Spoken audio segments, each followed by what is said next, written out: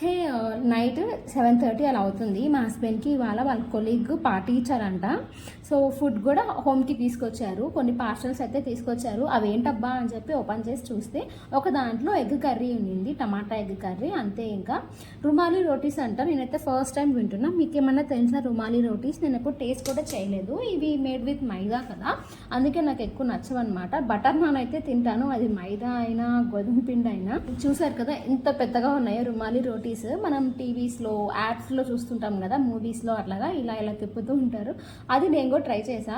ఇంకా అన్నీ ఒక్కమే తినలేం కదా, అందుకని చెప్పి మొత్తం ఫ్రిడ్జ్లో 2 పార్సల్స్లో ఏమో మటన్ బిర్యానీ ఉంది. మటన్ బిర్యానీ ఓకే, కానీ దీంట్లో ఒక్క పీస్ కూడా కనిపించలేదు అసలు. సో బిర్యానీ అయితే టేస్ట్ బాగుంది. మనకి బిర్యానీ అంటే చాలు కదా, అది కూడా ఫ్రీగా వచ్చిన ఫుడ్ కాబట్టి ఇంకా ఇష్టంగా తింటాము. నేను మాత్రం ఒక 4 to 5 టేబుల్ స్పూన్స్ తినేసి ఇంకా పెట్టేశాను అనమాట, నా వల్ల గాక. సరే మరి వెళ్ళొస్తా. Subscribe for more and like this video.